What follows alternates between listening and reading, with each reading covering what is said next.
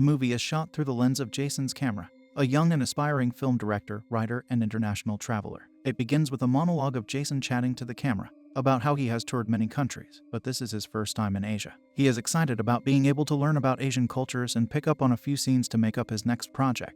But really, he is here to meet his online girlfriend, Kate. They met online on a platform for filmmaking and hit it off. He is now in her hometown, filming from the hotel room.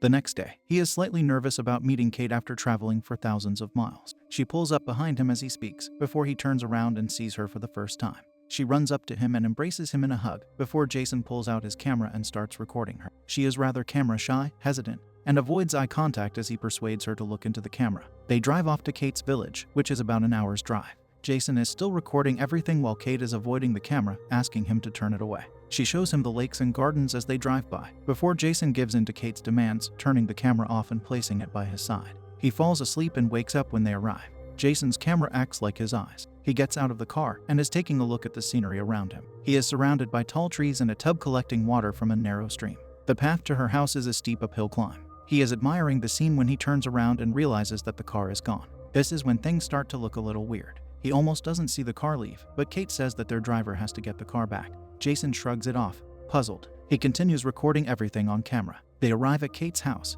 which is about 5,000 years old. Yes, the perfect embodiment of ancient Asian homes, made of bricks and signature architectural design. It's magnificent, and Jason is glad he can film the place. It's old and almost lonely. Kate walks in front of Jason's camera, her back to him, as they walk through the hallways. She suddenly stops in her tracks, her head low. Jason notices the sudden change in her posture and tone, and asks her what's wrong. She replies that her parents won't be able to meet Jason, as they are gone.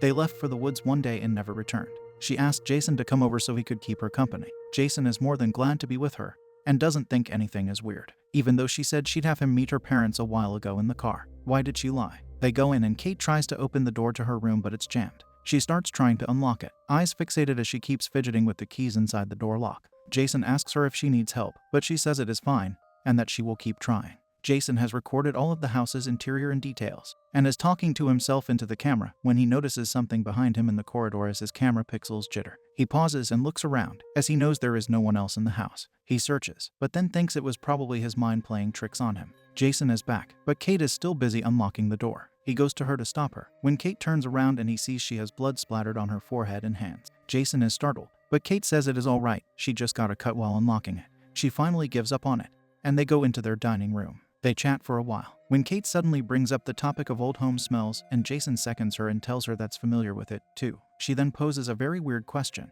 about being familiar with the smell of human body decay. She says this with excitement in her eyes, and Jason is a little weirded out, because who does that? Kate catches up on the tense atmosphere and diffuses it by saying she was talking about his horror film, and Jason eases up. She goes over to fetch him a glass of water, and returns with it as Jason films her. He spits out the drink as soon as he gulps it down, choking, as it has bugs in it.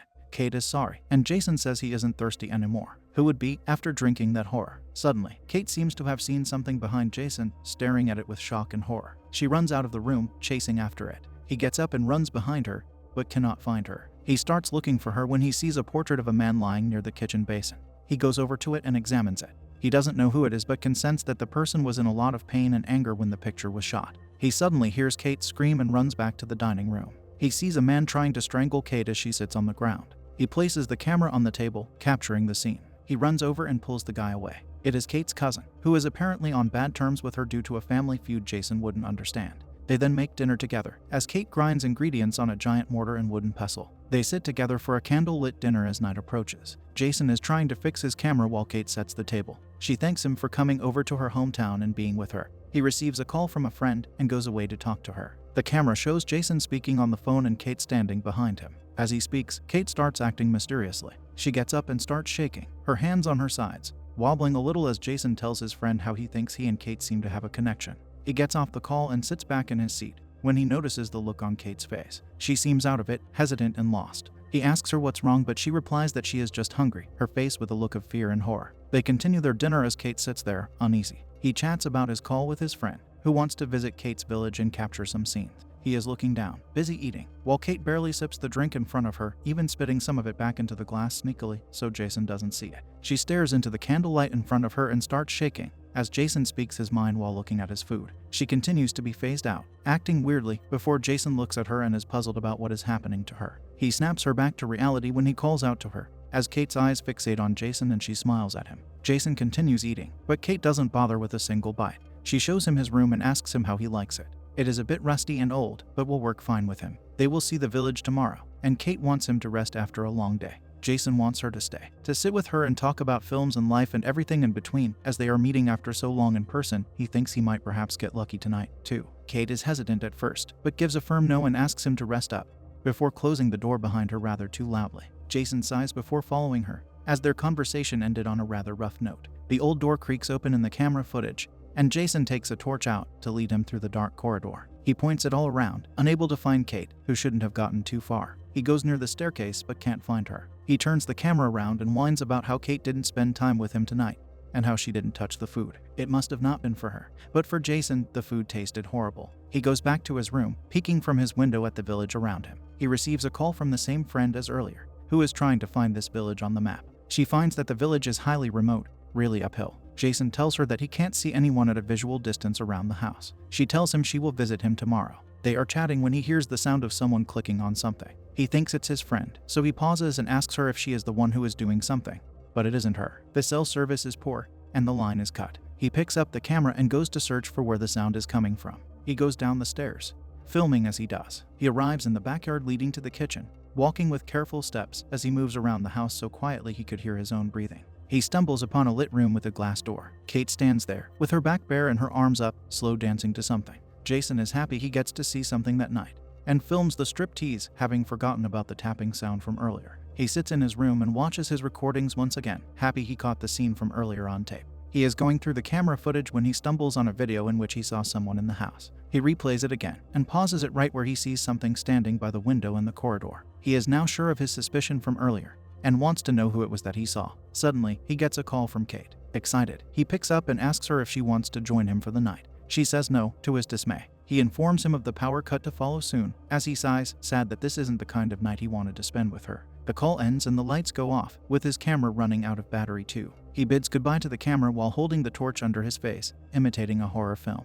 The next day, Kate shows him around the house, trying to convince him that there really isn't anyone in the house and that it's just him. He believes her with a sigh, and they go outside for some fresh air. Kate shows him the lake from a cliff. It's a nostalgic scene for Jason, whose family lives in a small town in the Midwest. All of them are still there, while he is usually away for a long time, touring around the world and filming as an aspiring director. She turns around quickly and starts walking back home, when Jason stops her and asks her if he can still film before they leave. She needs to prepare dinner, so she leaves, asking him to go towards the trees where he can find some more footage. He sighs into his camera, sad that she is alone in this village without her parents. He admits this makes him want to protect her. She warns him of the wolves at night, and asks him to come back before dinner. He doesn't believe her and goes into the woods. While filming, he catches something running between the trees, and is confused because he thought he was the only one there. He turns around and is met by two men, holding up bricks in their hands. They ask him to keep quiet, and point to the sky as if something is above them. He looks at the sky, but no one is there. They get mad at him suddenly, and attack him with bricks as he runs away from them. He is chased down to Kate's house, panting. He runs to Kate and sees her standing in the middle of the room, holding a chicken in her hand. He is startled at the sight, after witnessing what happened in the woods. She tells him it's for dinner. She places it in the mortar from earlier and starts grinding it. It's blood splattering all over her as Jason almost gags at the sight. Kate smiles as she holds up the pestle before grinding it. Jason is seated at the dinner table, the camera facing him and the corridor behind him. He speaks to the camera about how the village is empty, and the only two people he met ended up attacking him. Someone can be seen moving behind him as Kate places dinner in front of him and sits beside him. Jason is weirded out by the sight. The dish has chicken blood splattered all across it, and Kate is persistent that it is good for him, that it will get the evil spirits away from him, as is believed in Asian history. He refuses to eat it, but she insists, when suddenly, a woman in white appears at his side and shoves the food down his throat. He panics, but before he gains composure, she is gone. Kate goes behind him and asks him to relax, explaining that she was just a neighbor. Jason has had enough of the weird happenings around him, and asks Kate about the woman from earlier and the cousin.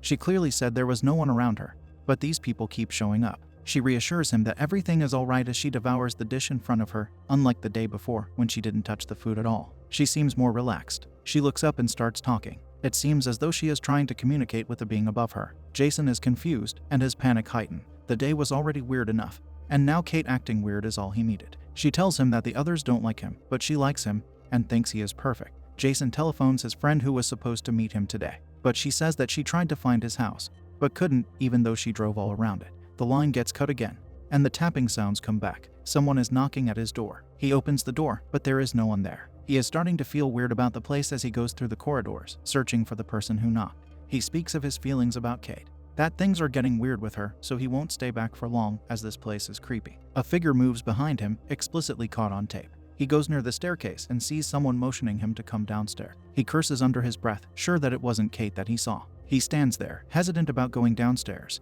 but then grows some balls and moves. He is in the backyard and goes to the kitchen, where he sees the portrait again. All of a sudden, the man appears again. He has the face of the person in the portrait. Bloodied and in frustration, he motions Jason to go towards Kate's room. Jason starts walking, but when he looks back, the man is gone. Jason is in a sheer state of panic, as he is sure he saw someone and now that person has disappeared. He finds the portrait, now hung up on a wall at the end of the corridor, with candle lights beneath it. Who lit them up? Who set the portrait on the wall? He curses, afraid of what's going to happen next. He tiptoes his way to the picture, recording everything on tape. He finds a hand placed on the man's shoulder in the portrait, with black nails piercing into his skin. He is sure they weren't there earlier. Suddenly, he feels a hand creeping up onto his chest from behind him. He screams and jumps in fear, but the hand is gone. There is no one behind him or near him. He runs downstairs to Kate's room and bangs on her door, calling her out. But she doesn't respond, almost as if she isn't there. He doesn't catch a wink of sleep all night, having paranoid thoughts and searching for answers. It's morning, and Jason is banging on Kate's door while calling out for her. She appears from around the corner, however, and asks him what's wrong, totally unaware of the suspicious activity that occurred last night.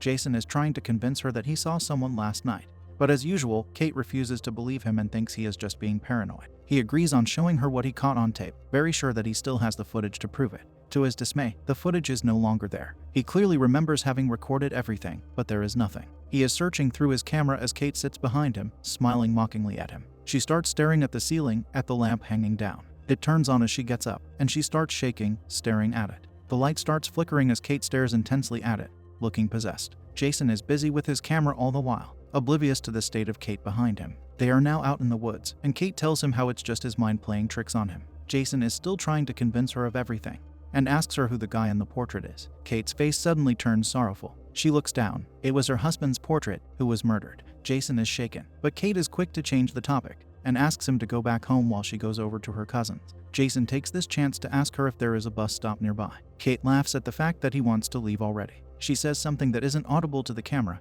or Jason before walking away. Jason is left alone to navigate his way back home. It's nighttime, and Jason is lost in the woods. He has been going in circles, as everything looks the same, and he cannot find his way back to Kate's house. He chats to the camera before holding up the torch to look around him. Suddenly, he sees a bunch of men bowing down in the same direction. They are busy praying about something he can't see. He sees a woman draped in black, too. It's Kate. It's only seconds before the men catch him looking at them and chase him down, knocking him to the ground and attacking him. Kate pulls him away and tells him that he disturbed their ancient ritual, and that's why they attacked him. She helps him up and brings him back home. He sits, tired and low in energy. He phones his friend who was supposed to be there by then, and the line finally connects. She says she will get there in 2 hours or so, after her car broke down in the middle of her journey. Kate sits beside him and asks him what's wrong. She is saddened to know Jason will leave soon. She wants him to stay back, but Jason is adamant he wants to leave. She is all giddy and cheerful, and leaves to bring him some tea. Jason telephones his friend again, but she only says so much before the call is cut once more. Poor service and a panicked Jason.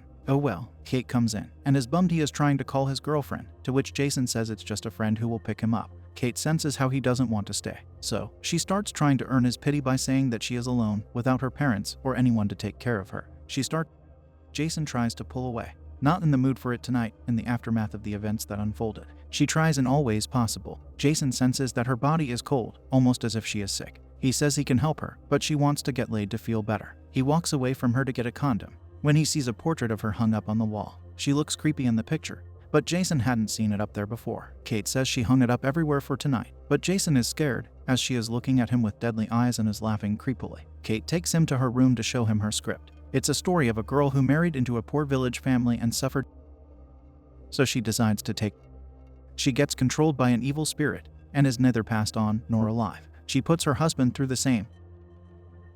The bodies each get possessed by the evil spirit doing the same deed, until there is nobody left in the village. So they start seeking out people from outside. The story is similar to the kind of events that have taken place in the movie so far. Perhaps she is writing her own story. Jason hasn't caught on, though. The candlelight is blown out, and Jason suffers a cut on his lower abdomen. Not sure how he got it. He calls his friend in sheer panic and wants her to get there as soon as possible. Kate takes him away to a safe room. Jason is being followed by someone. Kate hasn't decided on the ending of the story yet, so she asks Jason to help her write it for her. He's unaware he might be deciding his own fate. He tells her that the smartest way for her to get someone into the village would be to lure him by seducing him, getting him into bed, and tying him up. She does just that. She ties him up as he talks to her about how the plot should play out, predicting the next step as Kate does what he says. He hears a knock from under the bed. It's another man underneath the bed, tied up and terrified. There can only be one.